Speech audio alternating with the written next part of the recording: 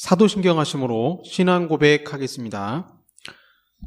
전능하사 천지를 만드신 하나님 아버지를 내가 믿사오며 그 외아들 우리 주 예수 그리스도를 믿사오니 이는 성령으로 잉태하사 동정녀 마리아에게 나시고 본디오 빌라도에게 고난을 받으사 십자가에 못 박혀 죽으시고 장사한 지 사흘 만에 죽은 자 가운데서 다시 살아나시며 하늘에 오르사 전능하신 하나님 우편에 앉아 계시다가 저리로서 산자와 죽은 자를 심판하러 오시리라. 성령을 믿사오며 거룩한 공예와 성도가 서로 교통하는 것과 죄를 사하여 주시는 것과 몸이 다시 사는 것과 영원히 사는 것을 믿사옵나이다. 아멘. 찬송하시겠습니다. 찬송가 115장 기쁘다 구주 오셨네. 찬송가 115장입니다.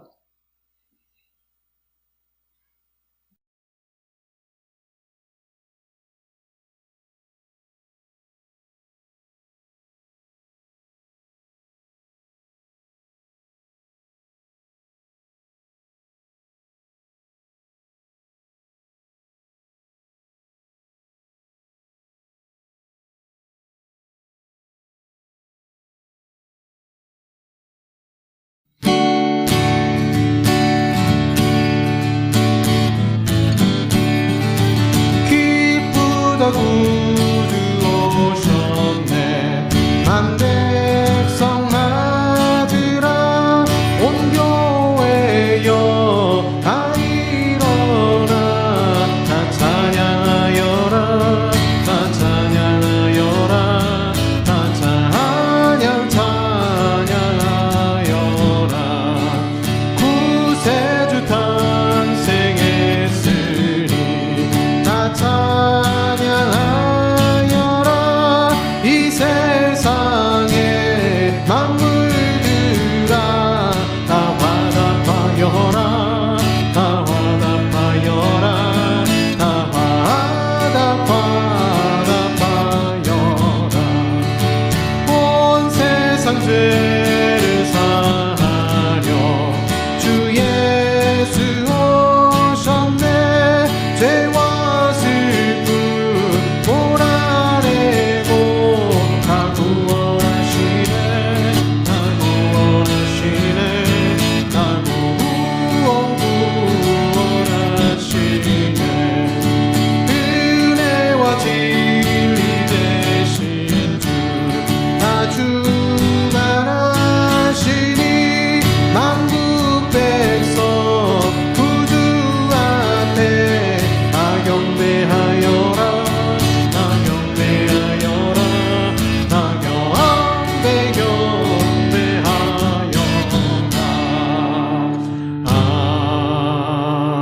아멘.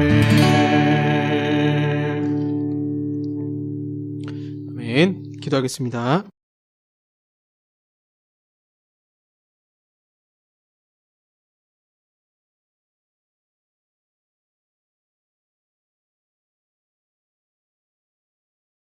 기쁨의 성탄절을 저에게 주심을 주여 감사드립니다.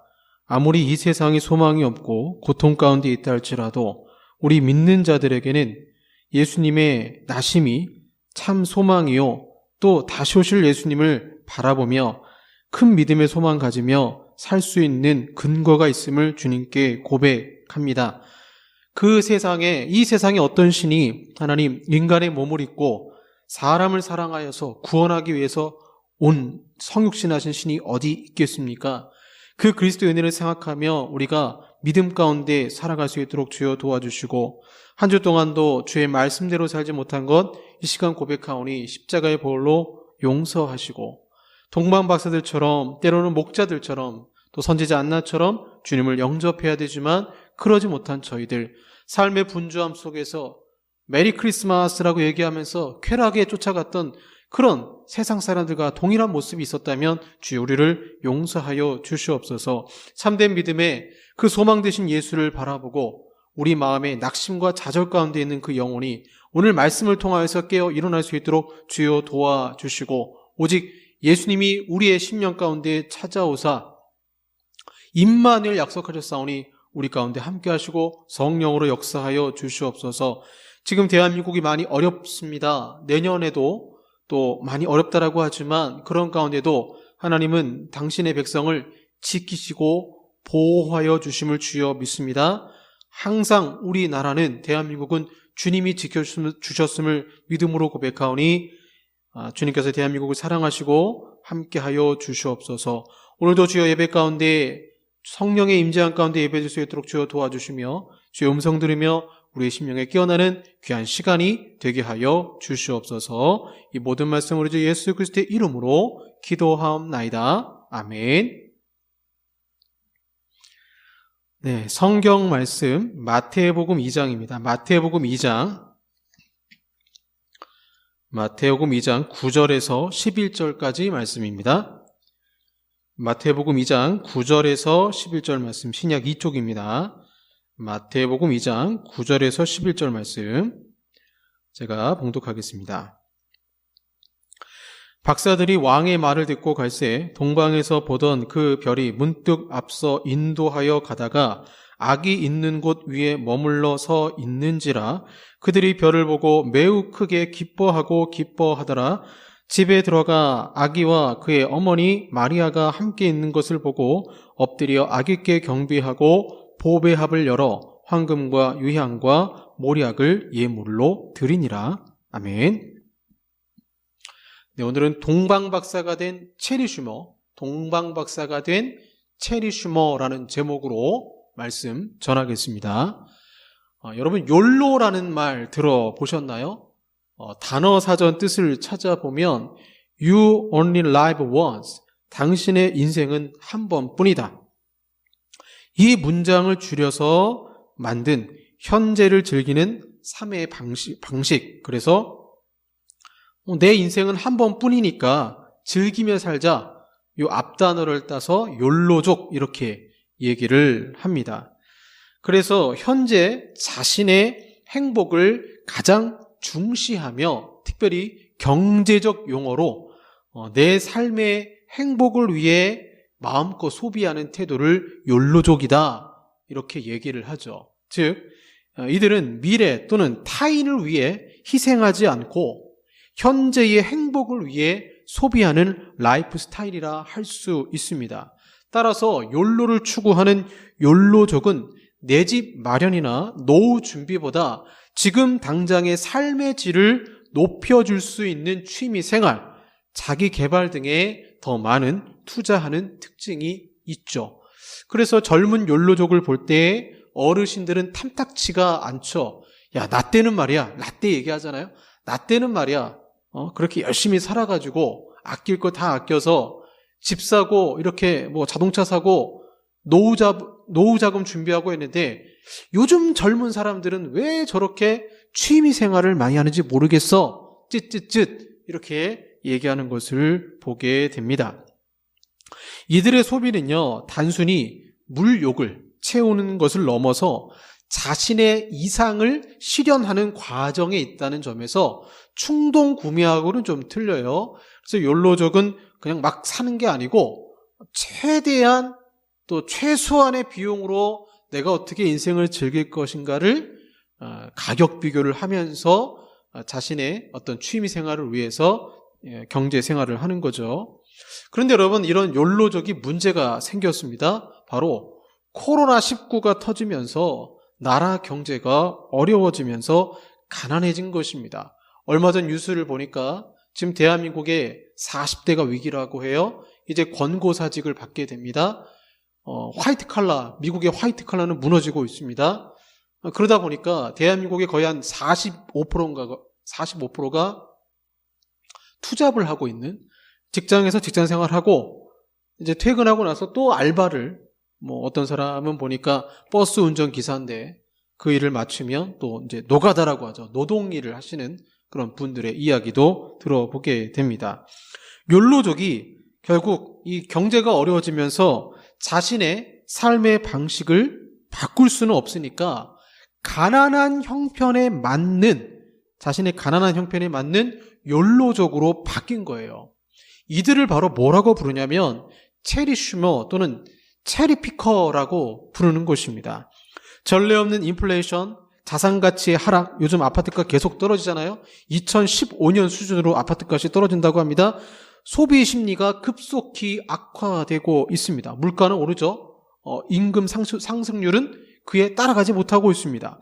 세계 경제 전체가 현대판 보릿고개를 넘고 있는 상황에서 소비자들은 비용 대비 효용이 뛰어난 것만 쏙쏙 골라 매우 합리적으로 구매하려고 한다라는 거예요. 그래서 흔히 구매는 하지 않으면서 혜택만 챙겨가는 소비자를 체리피커라고 합니다. 케이크 있으면 그 케이크 위에 체리만 먹고 케이크는 먹지 않는다는 거예요. 뭐 이렇게 시식 코너가 있으면 시식만 하고 물건을 사지 않는, 그래서 이 기업의 입장에서 보면은 얌체족 이렇게 얘기를 하죠. 여기서 진일보하여 한정된 자원을 극대화하기 위해서 다양한 알뜰 소비 전략을 펼치는 소비자를 체리슈머라고 부르게 된 것이죠. 불경기에 짠테크라고 하죠. 짠테크. 이 소비는 뭐 2009년인가요? IMF 때도 있어 왔고요. 이러한 또 요즘 사람들은 똑똑하잖아요. 그런 셈에 능한 요즘 소비자들이 나누고 쪼개는 실속 소비, 뭐 과거 불황 때도 있었습니다. 그러나 이런 모습이 2022년 여름 또 2030 세대를 중심으로 하루에 한 푼도 쓰지 않는 무지출 챌린저가 유행하기도 했고요. 또 이들은 SNS를 통해서 자신의 지출 내역을 인증하면서 자신만의 노하우, 절약 노하우를 자랑하듯 공유합니다. 집 앞에 이제 박스를 놓으면 참 요즘 이 추운 날씨에 그 할머니, 할아버지들 먹고 살 수가 없으니까 폐지를 줍는 것을 보게 돼요. 여러분, 사이버 공간에서도 폐지 줍기가 있습니다. 사이버 공간에서도 이렇게 그것을 좀 사이버 공간의 폐지 줍기라고 좀 심하게 말하는 분도 있는데, 매일매일 쇼핑 앱을 들어가서 출석 체크를 해서 포인트를 받거나 하루에 1만 보를 걸어 140원을 버는 이러한 일들을 일명 디지털 폐지 줍기라고 합니다. 체리 슈머는 한정된 자원을 극대화하기 위해 최대한 알뜰하게 소비하는 전략을 가지고 있습니다. 이들은 무지출과 조각, 반반, 공동구매 전략을 구사하는 바로 현대판 보릿고개를 지혜롭게 넘기고자 하는 아주 합리적인 소비자들이라고 이 체리 슈머를 부르게 되죠. 그래서 그 예들을 보니까요, 그런 예가 있더라고요. 뭐 여러 가지 배달 앱이 있잖아요. 어떤 배달 회사에 음식을 시켰어요. 그런데 희한하게 한 빌라에서 누가 한 사람이 시켰는데 너무 음식을 많이 시킨 거예요. 그래서 일단 배달원이 갔습니다. 음식 배달 왔습니다 하고 하니까 101호, 102호, 103호, 뭐 저기 201호, 203호가 사람들이 우르르 몰려오는 거죠. 그래서 그 빌라의 사람들이 서로 채팅을 하면서 우리 저녁 때 음식 시켜 먹으려고 하는데 같이 공유해서 음식 시키실 분 있습니까? 그러면 배달비를 아끼잖아요. 그 배달비를 아끼겠다고 아파트 단체, 빌라 단체 채팅방을 만들어서 그 배달 음식까지도 공유를 하는, 그래서 그 배달원 한 사람이 여러 사람의 배달 음식을 한 통에 이제, 그러면 이 배달원은 손해죠. 얼마나 힘들겠습니까? 이러한 사람들을 체리 슈머라고 부르게 된 거죠. 그래서 어르신들이 볼 때 이런 젊은이들이 이해가 안 갑니다. 왜 저렇게 쿠폰을 챙길까? 뭐 저리 복잡하게 스마트폰으로 이리저리 찾아다니면서 비교하고 물건을 구매할까? 10,000원, 20,000원짜리 사면 되지, 그냥 사면 되지, 굳이 왜 해외 배송 사이트까지 뒤지면서 싸게 사는 걸까? 여러분, 이들이 이럴 수밖에 없어요. 왜 그러냐면 제가 설교 시간에 한번 얘기했는데요. MZ세대 말씀드렸죠. 1980년에서 2009년까지 30년 세대로 지금의 20대, 40대 초반 세대이죠. 이들이 지금 대한민국의 주 소비층이라 했습니다. 이들은 짠테크를 하고 디지털 폐지 줍기를 하고 체리 슈머가 될 수밖에 없어요. 왜 그러냐? 우리나라에서 부모보다 가난한 최초의 세대인데 똑똑하고 창의적인 세대입니다. MZ세대 어떤 젊은 연예인에게 인터뷰를 했어요. 복권에 당첨된다면 뭘 하고 싶으십니까? 그러자 이 연예인이 한 말이 있습니다. 저는 일단 대출받은 게 좀 있어서 그걸 갚고요, 이렇게 대답을 했다라는 거예요. 이 기사가 2022년 8월 25일 머니투데이에 나온 기사인데, 고경표 57억 복권 당첨하고 물음표 딱 기사가 되어 있어요. 연예인이 복권이 당첨되면 일단 전세 대출부터 갚겠다라고 말한 거예요. 이게 요즘 젊은 MZ세대의 모습이라는 것입니다. 체리 슈머의 주된 세대인 MZ세대는 저성장 시대에 태어나서 부모보다 가난한 최초의 세대로 알려져 있습니다. 노력하면 무엇이든 얻을 수 있다는 말을 들으며 자란 이들이에요. 그래서 단군 이래 최고의 스펙을 가졌어요. 공부를 많이 했습니다. 공부 많이 하고 자격증도 많이 땄어요. 언어 공부도 많이 했어요. 그런데 정작 성인이 되고 보니까 결혼하기도 힘들고 내 집 한 칸 마련하기도 벅차고, 동시에 어릴 적부터 부모들은 고급 경험을 이 아이들에게 많이 해줬어요. 그래서 취향 수준이 높아버린 거예요. 취향의 수준이 높아요. 그래서 이처럼 욕망은 넘쳐납니다. 욕망은 넘쳐나는데 자원은 한정되어 있는 삶을 사는 이들이 치밀한 재무관리에 몰두하는 것은 당연한 거라는 거죠. 욕망은 넘칩니다. 그런데 너무 어려워서 돈은 없어요. 어떻게든 자신의 욕망을 채워야 하는데 돈은 없으니까 짠테이크하고 외식 줄이고 하면서 어른들이 볼 때는 이해가 안 가는 게, 자신의 세대는 허리띠 졸라매서 저축을 하거나 집 마련 자금으로 사용을 했는데 MZ세대는 허리띠 졸라매서 골프채를 삽니다. 그것도 당근마켓으로 아주 싸게 산다라는 거예요. 이런 행동이 어른들이 이해가 안 가는 겁니다. 사실 MZ세대가 이렇게 된 것은 부모의 책임이 커요. 본인들은 가난을 겪었고 열심히 살아서 부자가 되는데, 그러다 보니까 내 자식만큼은 공부 열심히 시켜서 좀 아이들이 마음껏 편하게 살았으면 좋겠다 해서 큰 세대가 지금의 20대, 40대 초반이란 말이에요. 그런데 이들이 더 가난해져 버렸어요. 욕망은 커져 버렸습니다. 경제는 어려워졌습니다. 그러니 어쩔 수 없이 체리 슈머가 된 것이죠. 이 체리 슈머가 교회에도 있어요. 그러니 여러분, 저는 요즘 너무 어리다 보니까 헌금 많이 하세요 이런 설교를 못할 것 같아요. 특히 가치관이 너무 다릅니다. 가치관이 너무 다른 세대에게 무조건 헌금하라 하면 이 사람들은 합리적 이성 소비자이기 때문에 이해를 못하는 거죠. 예전에는요, 제가 어렸을 때 산동네에 살았을 때 화장품을 방문 판매하는 아주머니가 있었어요. 그러면 그 아주머니가 화장품을 팔 때 정말 샘플을 많이 주셨습니다. 그럼 저도 이제 그 샘플을 이렇게 해가지고 이렇게 손에 겨울에 이렇게 바른 적이 있습니다. 그런 이제 샘플을 썼던 기억이 있는데, TV 광고에도 있었어요. 화장품 광고에 샘플만 써봐도 알아요 이런 광고가 있었잖아요. 근데 요즘은 어떠냐면요, 제가 화장품 이름은 잘 모르겠는데 이렇게 써 있습니다. 프리미엄 향기 브랜드 템버린즈는 실속 소비를 중시하는 체리 슈머의 등장을 기회로 삼은 좋은 예다. 이들은 3,000원, 5,000원 상당의 샘플 키트를 카테고리화하여 상시 판매했다. 당시는 코로나19 사태와 경기 불안정으로 기업들도 고민이 깊던 시기여서 누가 샘플을 돈 주고 사겠는가라는 회의적인 시선이 많았다. 그러나 이들은 샘플에 대한 고정관념을 깨뜨리는 시도로 우리와는 전혀 다른 결과를 얻었다. 찢어서 한 번 쓰고 버리는 비닐 패키지의 샘플이 아닌 틴 케이스에 담긴 감각적인 패키지로 구성한 것이다. 한마디로 대박이 났다라는 거예요. 샘플을 사는 시대가 된 것입니다. 이를 본 마트에서 어떻게 합니까? 예전에는 한 봉지에 파프리카를 2개씩 넣고 팔았는데 아니라는 거예요. 1개씩 팔기 시작했어요. 그러자 잘 팔리기 시작합니다. 감자도 한 봉지가 아니에요. 하나씩 팔자 매출이 올랐다는 거예요. 그럼 상상해 보세요. 체리 슈머들이 교회를 다닌다고 생각해 보세요. 오늘 본문에 동방박사가 체리 슈머라면 과연 아기 예수님께 어떤 예물을 드릴까요? 과연 예물을 드릴 수 있을까요? 동방박사들의 방문 사건은 누가복음 2장 1절과 20절에 기록된 목자들의 방문이 있은 후에 일어났습니다. 왜 마태는 이 사건을 기록을 했는가?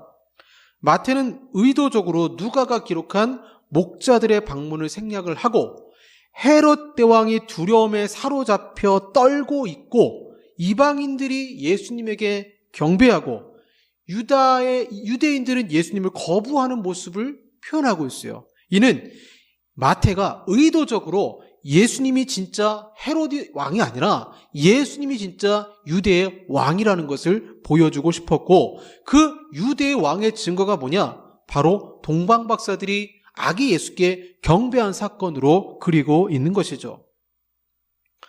이런 이방인들의 열심, 그리고 그의 이름을 입에 올리기를 두려워했던 유대인들의 소심함을 대조하면서 복음이 유대인에서 이방인으로 넘어가는 것 또한 보여주고 있는 것입니다.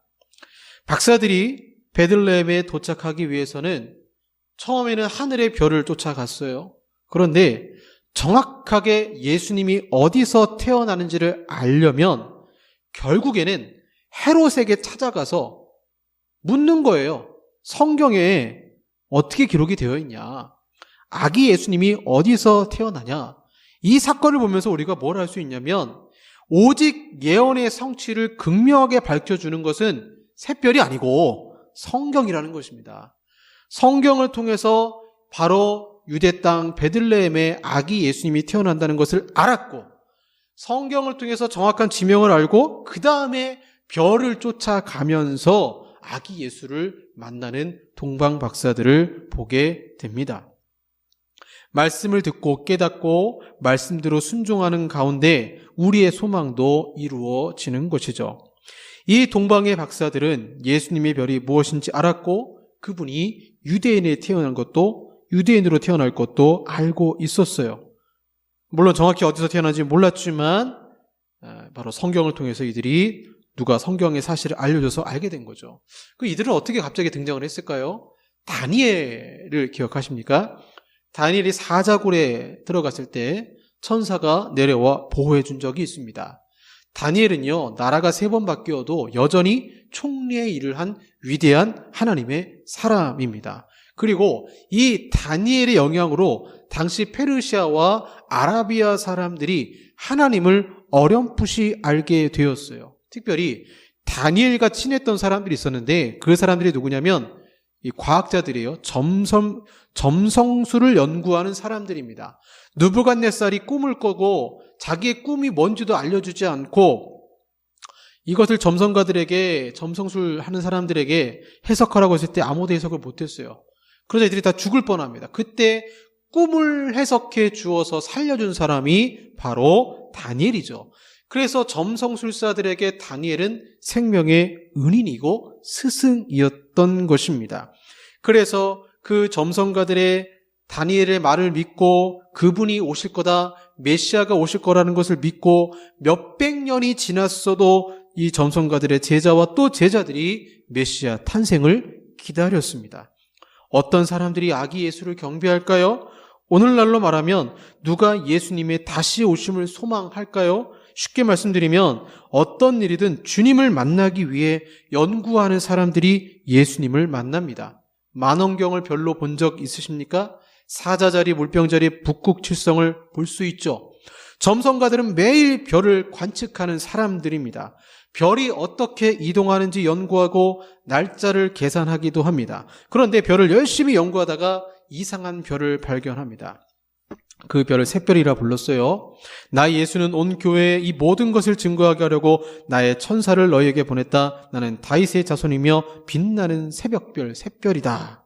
게으른 점성가는 특별한 별을 봐도 감격하지 않았겠죠. 놀라지도 않았겠죠. 왜냐하면 별이 나타나도 모르니까요. 하지만 다니엘의 영향을 받은 이 동방의 점성가들은 놀랐습니다. 특별한 별이 나타났기 때문에 이 별이 나타났을 때 예수님께서 탄생하실 것이란 의미가 담겨져 있었기 때문에 그 샛별을 보면서 무려 6개월 동안 그 별을 쫓아간 것입니다.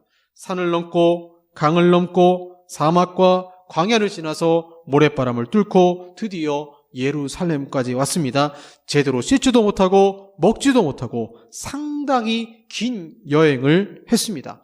동방박사들은 자신들이 연구하는 별을 통해 예수님을 만나려고 했던 것입니다. 오늘도 마찬가지예요. 수많은 과학자들이 하나님을 만나기 위해서 연구하고 또 연구했습니다. 때로는 연구하다가 하나님을 만나기도 합니다. 뉴턴이라는 과학자가 중력을 발견했는데 정확히는 만유인력의 법칙이잖아요. 해와 달과 지구는 중력이 있어서 서로 적당한 거리를 유지하고 공전한다는 것을 알았어요. 그래서 이건 신이 아니면 안 된다라는 거예요. 뉴턴은 하나님이 이 세상을 만드신 원리를 연구하고 또 공부했기 때문에 자연 속에 역사하시는 위대한 하나님을 발견할 수 있었고, 레오나르도 다빈치 과학자이며 화가입니다. 하나님을 경외했던 다빈치는 최후의 만찬을 그렸습니다. 이처럼 수많은 사람들이 자기가 가장 잘하고 하고 싶은 것을 통해서 하나님을 만났어요. 그러나 이 동방박사들이 아무리 자기들이 별을 연구한다 할지라도 결국에는 성경을 통해서 알아야 정확하게 예수님의 위치를 알 수 있었던 것입니다. 드디어 별이 구유에 머물렀습니다. 10절에 보니까 동방박사들이 별을 보고 매우 크게 기뻐하고 기뻐하더라 이렇게 나옵니다. 이방인들이 매우 크게 기뻐하고 기뻐했더라는 거예요.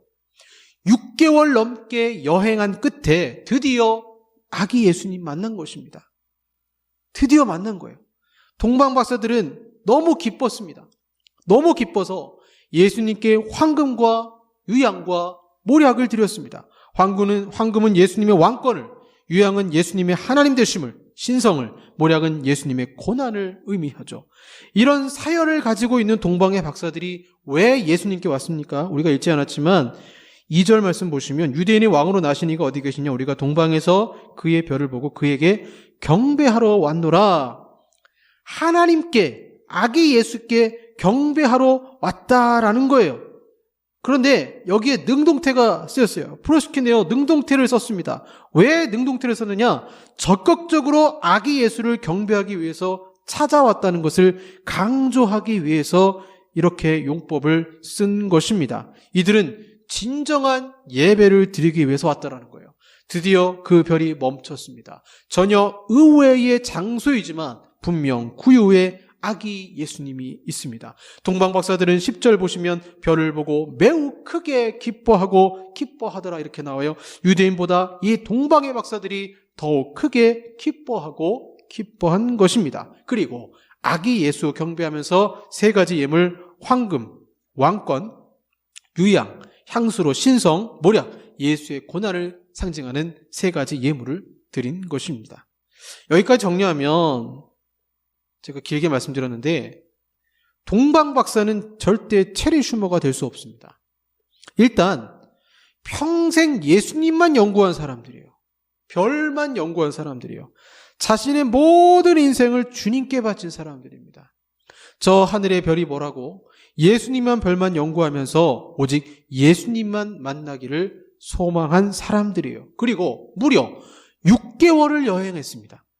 말이 6개월이지 그 이동 경로가 만만치 않아요. 좋은 길이 아닌 사막의 길을 횡단해야 하고 광야도 만나고 별의 이동 경로에 따라 따라가야만 했습니다. 낙타를 타고 왔겠지만 사람만 태우는 게 아니잖아요. 짐도 실어야 되고 때로는 이 사람도 걸어가야 됩니다. 절대 쉬운 일이 아니에요. 정확한 행선지도 모르고 마치 아브라함처럼 그렇게 여행을 한 사람들입니다. 만약 여러분 체리 슈머가 동방박사가 된다면 어떻게 될까요? 예수님은 믿어요. 경배도 하고 싶습니다. 하지만 6개월을 여행할 만큼 자기 시간을 투자하고 싶지는 않아요. 시간이 너무 아까워요. 여행 경로를 짤 때 가장 쉬운 코스, 지름길을 연구할 것입니다. 하늘의 별을 보고 가는 것이 아니라 지도를 확인하고 어차피 하늘을 보면 별이 보이니 멀리서라도 보이면 됩니다. 그래서 최소한의 여행 기간을 위해, 왜냐하면 돈과 시간을 절약해야 되기 때문에 출발 시간을 또한 최대한 늦출 수도 있습니다. 그러나 여러분도 아시는 것과 같이 예수님을 가리키는 샛별이 그대로 멈춰 있지는 않습니다. 별은 출발했기 때문에 따라가야죠. 계획을 하고 가려고 했지만 쉽지 않습니다. 그래도 여행 경로를 생각해서 쉬운 길로 가려고 할 거예요. 긴 여행 끝에 이 체리 슈머는 아기 예수님을 만납니다. 성경을 읽고 확인한 것이죠. 유대 땅 베들레헴에서 아기 예수님이 탄생할 것이다. 이제 마지막 목적지는 별을 보고 쫓아갑니다. 드디어 아기 예수님께 예물을 드릴 차례가 됐어요. 체리 슈머는 갈등합니다. 이 황금을 다 드려야 된단 말인가? 이거 내가 어떻게 모은 건데 이 향유를 다 드려야 된단 말인가? 향유는 당시 혼수품으로 어마어마한 결혼 자금인데 이 모략을 드려야 된단 말인가? 이건 치료약으로도 쓸 수 있는데 마취제 역할도 하는데, 그래서 이 체리 슈머는 황금의 일부, 향유는 병에 나눠서 모략도 나눠서 아기 예수께 드립니다. 그리고는 가장 기뻐합니다. 왜 기뻐할까요? 가장 효율적으로 돈을 아끼고 경배했기 때문에 기뻐하는 것입니다. 예전에는 교회에 헌신하는 분들이 많았어요. 교회 건축할 때 저는 이거 좀 잘못했다고 봅니다. 집 담보 대출 받아서, 목사님이 또 이제 교인들한테 집 담보 대출 받아서 헌금을 내라, 이거는 저는 바람직하다고 보진 않아요. 그러나 그런 것에도 불구하고 이제 자기의 전세 예산을 드리는 분도 있었습니다. 그런데 요즘 MZ세대에게 이런 모습은 이상하게 보이죠. 상상할 수도 없죠. 왜 다 드리지? 왜 교회에 헌금을 하지? 과연 그것이 합리적일까? MZ세대는 내가 교회에 헌금을 드리는 것이 합리적이라고 생각하면 드려요. 그러니까 교회 지출이 바르게 집행된다는 것을 확인하면 그때는 드립니다. 하지만 여전히 우선순위는 하나님 나라에 있지 않을 수도 있어요. 의외로요, 11조를 드리지 않는 체리 슈머가 많고 교회는 다니지만 욕망을 위한 소비가 있고 맨 마지막이 하나님께 드릴 예물인 경우가 상당히 많아요. 예전 우리 믿음의 조상들은 헌금을 드릴 때 하나님께 드릴 예물이 먼저이고 그 나머지로 의식주 문제를 해결했습니다. 하나님이 도와주셨죠. 반대가 된 거예요. 그래서 체리 슈머는 절대 동방박사가 될 수 없어요. 가장 기뻐할 수도 없고 세 가지 예물을 드릴 수도 없고 6개월의 시간이 아까워서 여행도 못해요. 하지만 여러분, 우리가 하나님께 경배한다는 것은 예물의 문제가 아닙니다. 뭐 꼭 보배압을 열어서 황금을 드리고 모략을 드리고 향유를 드리고 이것이 뭐 우리 인생의 목적입니까? 성경에서 이걸 기록한 이유는요, 이건 상징성이 있는 거예요. 황금, 유향, 모략 다 하나님의 예수 그리스도의 왕되심, 그분의 신성과 그분의 인성을 드러내는 상징성 의미가 있는 거예요. 그래서 동방박사의 이야기는요, 예물의 문제가 아니고 사랑의 문제입니다. 사랑의 문제. 하나님을 사랑하면 합리적으로 하나님을 경배하지 않아요. 추운 겨울 어떤 분들은 그럽니다. 목사님, 새벽에 너무 추우니까 그냥 집에서 기도하시면 안 되나요? 집에서 기도해도 되겠죠. 그런데 기도하는 마음가짐이 틀려요. 예배당에 나와서 기도하면 하나님을 더욱 사랑해서 그분을 만나고 싶어서 추운 겨울 날씨를 뚫고 온다고 생각이 되어집니다. 아니, 실제로 저는 하나님을 사랑하기 때문에 자동차 기름값 버리며 주님을 찾습니다. 하나님을 사랑하는 사람들은 절대로 체리 슈머가 될 수 없어요. 그들은 체리 슈머가 볼 때 하나님을 사랑하는 자들의 모습은 과소비자들입니다. 과소비자들. 왜냐하면 합리적인 소비를 하지 않고 교통비 버리며 교회에 오고 자기 시간을 성경을 읽으며 기도하며 경제적 활동을 하지 않고 11조와 감사를 드리며 자신의 일부를 하나님께 드리는 것처럼 보이기 때문입니다. 이는 다 하나님을 여러분 사랑해서 드리는 것입니다. 그러면 어떻게 체리 슈머가 진정한 동방박사로 하나님을 경배할 수 있을까요? 간단합니다. 욕망의 방향이 바뀌면 됩니다. 내 삶의 가치가 이 세상이 아니라 하나님 나라, 하나님을 사랑하는 것으로 바뀌면 물질, 시간, 나의 삶의 에너지, 내가 하고 싶은 취미 생활, 그게 그렇게 중요하지 않아요. 왜냐하면 우리는 인생의 결말을 알고 그 이후에 어떤 삶을 살게 되는지 알기 때문에 우리도 동방박사가 될 수 있다는 것입니다. 메리 크리스마스 하면서 성탄절 얘기하지만 진짜 성탄절을 기념하는 크리스찬들이 누굴까? 한번 생각해 보시기 바랍니다. 사랑하는 여러분, 하나님을 사랑한다는 것은 이런 무모함이 있어야 합니다. 합리적인 소비자가 아니라 초월적 하나님을 만나기 위해 합리성을 뛰어넘는 것이 필요합니다. 그러면 하나님은 합리적인 사람이 아니라 믿음의 사람에게 역사하십니다. 체리 슈머가 볼 때는 교회를 열심히 다니고 헌금하는 그런 분들, 11조를 드리는 분들, 감사 헌금을 드리는 분들이 어리석어 보이겠죠. 아니에요. 하나님은 그러한 자들에게 합리적인 사람에게 역사하시는 게 아니고 믿음의 사람에게 역사하시는 거예요. 우리 인생의 기쁨이 동방박사들처럼 주님을 만남에 있고, 이제는 우리가 다시 오실 예수님 만나기 위해, 그리고 하나님 나라와 그분의 통치와 은혜 받고자 경배하는 그러한 현대판 동방박사들이 되기를 소망합니다. 그래서 심지어 성탄절의 계획은 하나님 나라를 위한 계획인지 나를 위한 계획인 것까지도 생각해 보시고 내려놓고 하나님이 기뻐하시는 믿음의 사람으로 아기 예수를 경배하는 것처럼 다시 오실 예수님을 경배하는 저 여러분 되기를 소망합니다. 기도하겠습니다. 하나님, 과소비로 보이는 우리의 열정과 우리의 헌신은 결코 어리석은 것이 아니라 주님을 사랑하기에 드리는 것이고, 주님은 합리적인 소비자가 아니라 믿음의 사람에게 역사하심을 주여 믿습니다. 귀중한 보배합을 드린 저 동광 박사들처럼 올 한 해 뒤돌아볼 때 정말 이때만 주님께 나아가는 것이 아니라 날마다 주님을 찾고 사랑하는 저희들이 되게 하여 주시옵소서. 예수님 이름으로 기도합니다. 아멘. 찬송가 111장 귀중한 보배합을 주님 주 앞에 드리고 찬송하겠습니다. 111장입니다.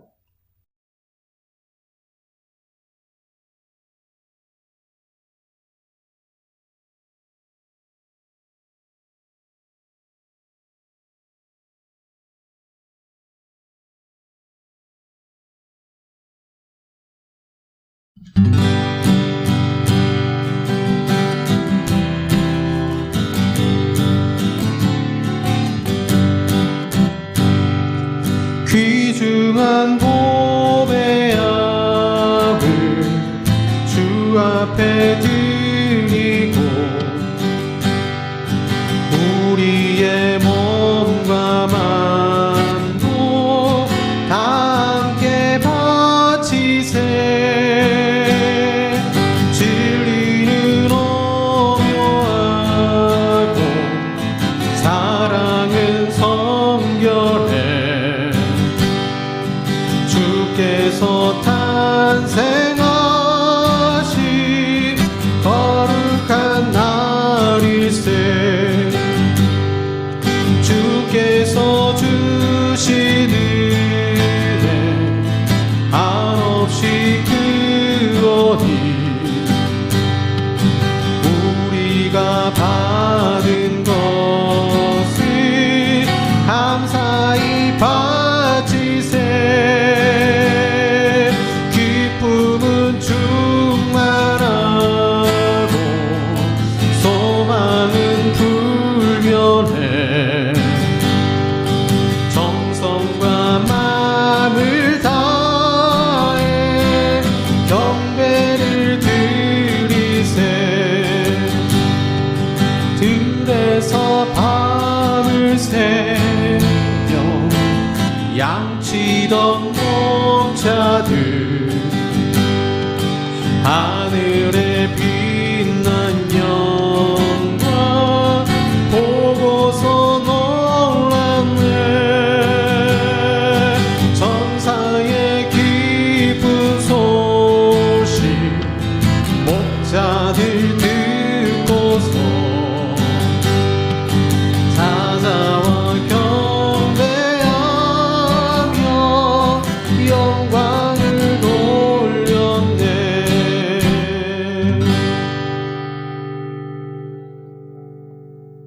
기도하겠습니다.